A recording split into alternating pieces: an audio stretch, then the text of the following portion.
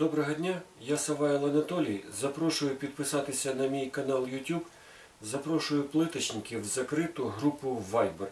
Запрошую замовників знайти для себе плиточників відкриту групу в Telegram. В Україну почали постачання, офіційне постачання турецькі плиткрізи Crystal. Вони йдуть двох модифікацій: Maxi-Cut, який максимальна довжина різу, і Giga-Cut. У нього там є і плиткорізи, які ріжуть плитку на довжину 1,650 м, можливо і більше. Але найпоширеніший плиткоріз, сама найпоширеніша плитка – це для різу плитки довжиною 1,20 м. Тому я дуже коротко розповім про плиткоріз Giga-Cut Plus на довжину 1,20 м. Їх довго чекали, тому що їх не було, довго питали. І от нарешті вони прийшли, і ви можете до мене звертатися, щоб його придбати або проконсультуватись по його шляху, по його поводу. Я, скажімо так, незабаром викладу батл порівняння в роботі цього плиткорізу з найкращими плиткорізами – це Sigma і Batipав.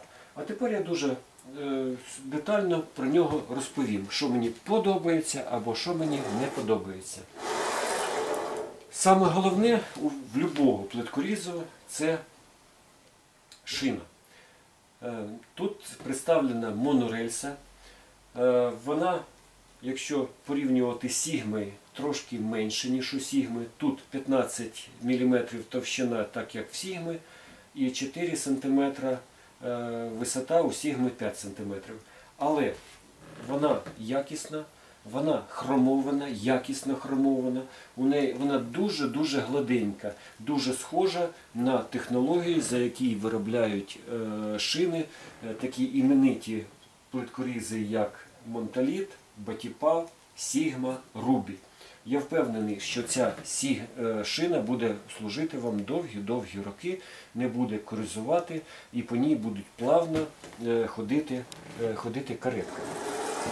Слідуюче, що мені подобається, що каретка дуже плавно їздить по шині.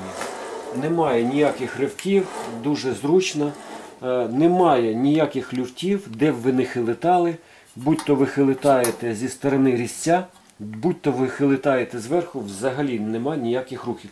Понятно, що шина вигинається трошки, але це технологічно ви не зробите, щоб на таку довжину не було ніякого відхилення.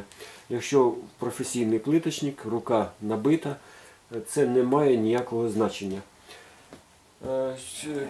Каретка досить цікава. Вона складається з цільно завареного корпуса, куди вставлені підшипники. Тут з цієї сторони 4 підшипника, з боку, з іншого 4 підшипника, зверху один підшипник, який піджимається, якщо ви бачите, він піджимається ось цією пружиною. 3 підшипника, які стоять з тої сторони. Тут стоять, от бачите, тут з цієї сторони стоїть. Ви бачите, один підшипник, і з цієї сторони стоять ще 2 підшипника. Загалом, в принципі, вона, як на мене, дуже плавно ходить, і я впевнений, що вона прослужить довгий час. Є мікроліфт, який при повністю піднятті падає розламувач, і ви можете ламати, скажімо так, тут на розламувачі є магнітик, який примагнічується. Традиційна технологія, в принципі, але, як на мене, якісно зроблена. Чому якісно? Тому що немає ніяких люфтів. Звісно, можна сказати, що ця каретка схожа на каретку Батіпав, що на каретку Сірі, але це оригінальна каретка.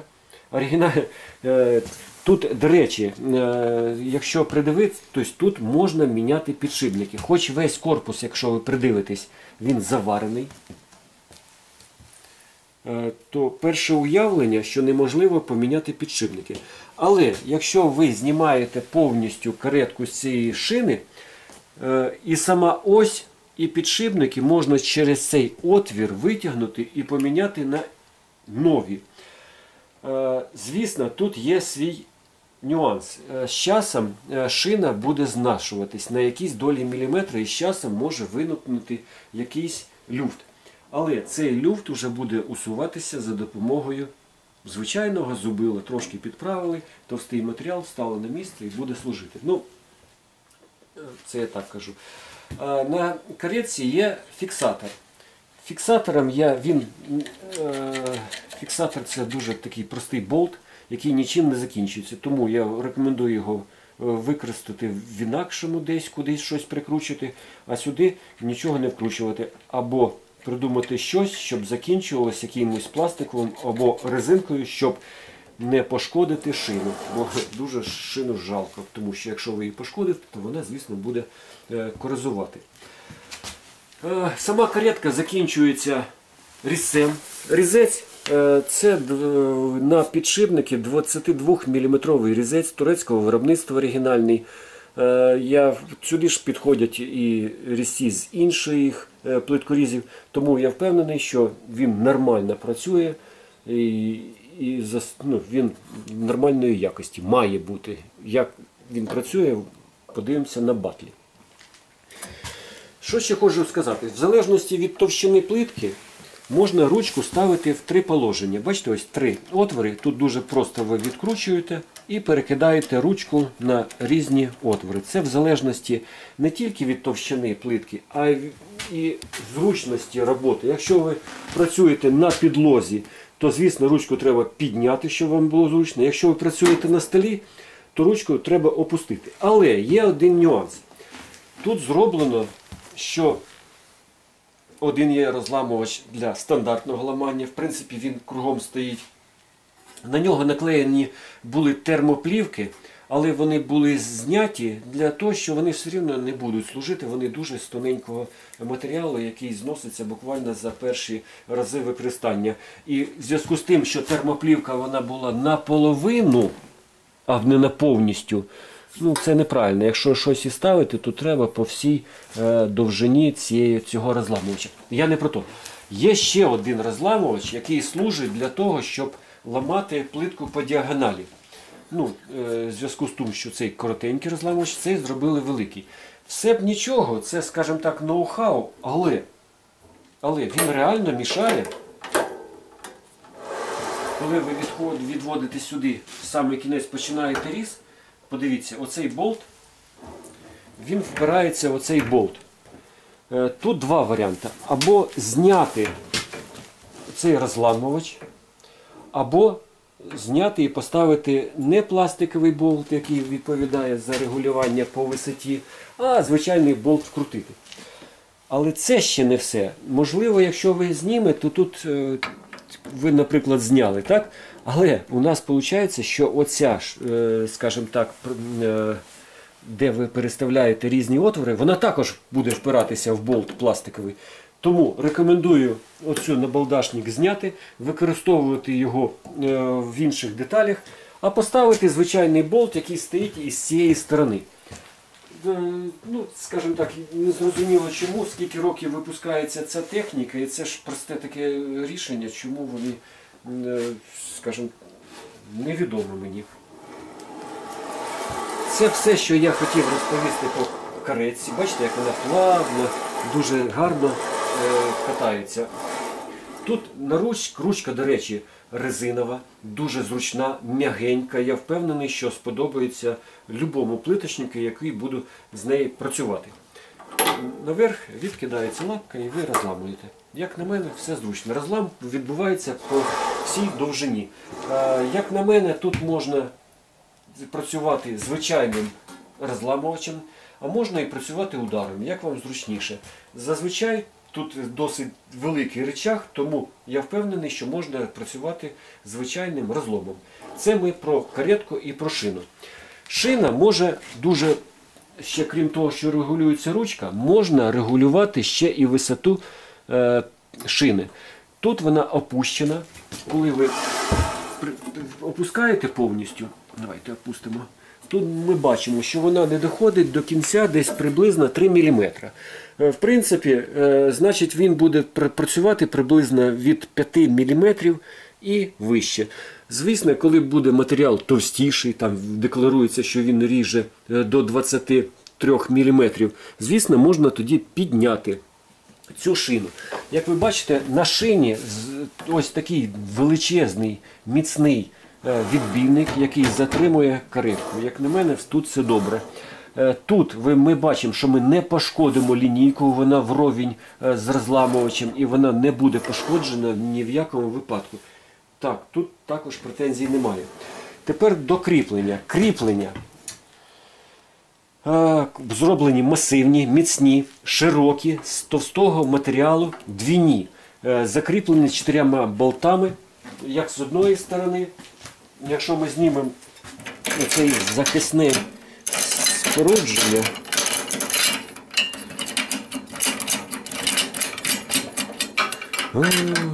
давайте знімемо, подивимося, як воно знімається. Ого. Так, зняли. Ви побачимо, що тут так само він досить міцно закріплений, тому в мене претензій немає. Слідуюче, відразу є от така зручна ручка, в зв'язку з тим, що він важить біля 29-30 кг, є ось така ручка для того, щоб його переміщувати на коліщатах.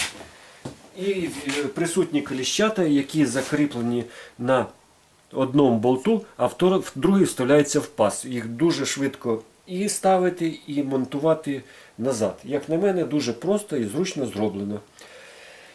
Слідуюче питання – це сама основа.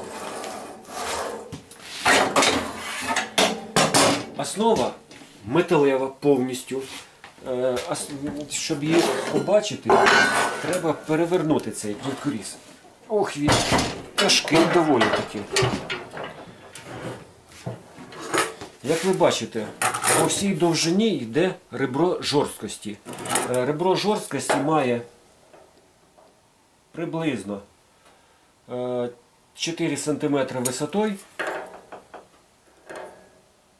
і 5 мм товщиною. Ребро жорсткості стоїть і нижче, ніж сам корпус, і немає поперечних ребер жорсткості. Ви тут можете подивитися, як зроблене кріплення тої площадки і верхньої. Бачите, тут вона посилена на такий металевий стрижень і, в принципі, заварена, груба заварка, звичайний метал, який просто заварений ось такими цяточками з цієї сторони. Скажімо так, зроблено просто, але я сподіваюся, що воно буде працювати. Хотілося б, скажімо так, мати тут якісь ніжки, але давайте перевіримо, чи він не хилитається. Якщо ми поставимо, він не хилитається на столі, немає тут ніякої лодочки, він нормально йде. Так, тепер тут ребро, на яке відбувається розлом. Воно має товщину також 5 мм і висоту біля 2 см. Іде по всій довжині. Якщо ми нахиляємо, тут воно йде чітко по центру. Давайте перевіримо. По всій довжині різець їздить по центру. І, до речі, тут можна його трошки, якщо не по центру, можна регулювати, штовхати вліво і вправо. Як на мене, зручно зроблено, немає у мене ніяких претензій. Слідуюче, прижимні площадки. Прижимні площадки стандартні, класичні, такі, як стоять і в всіх плиткорізах, але у них зверху наклеєний ось такий пластик, який дуже легко збирається. Але він все ж таки не так буде ковзати, якщо цього пластика не буде.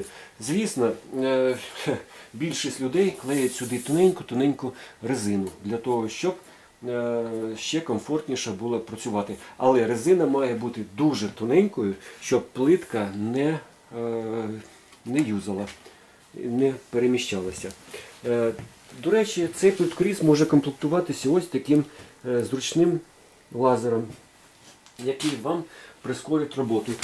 Лазер б'є тут не видно, але він б'є прямо, якщо ви подивитесь, він б'є прямо на різець.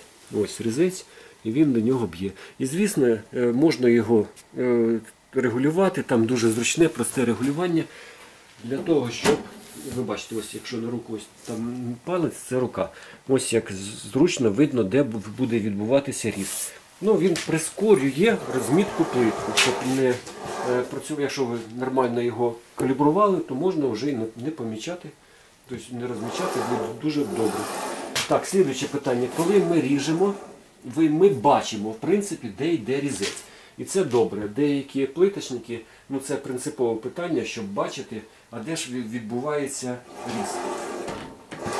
Так, якщо у нас широка плитка, звісно, оці площадочки допомагають, щоб вони не хилиталися. Але якщо дуже широка плитка, щоб вона не перевалювалась, є ось такі ніжки, які дуже зручно відкидаються і збираються.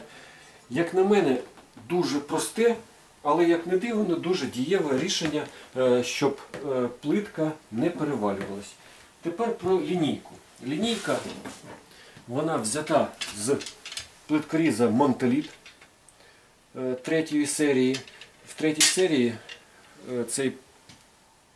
цього плиткоріза лінійка ось була приблизно такою, вона працювала тільки на одну сторону. Алюмінієвий штир, сама лінійка дуже міцна, з ребрами жорсткості. Як на мене, немає у мене претензій. Тут є міліметрова шкала, є шкала для кута 45, немає у мене претензій. Лінійку можна для транспортування закріпити ось в такому положенні, для того, щоб перевозити і транспортувати. Можна її поставити в робочу. Так, коли ми побачимо, що ось тут є болт, який відповідає для калібровки для кута 45. А оцей болт відповідає для калібровки для кута 90 градусів. Зараз я покажу.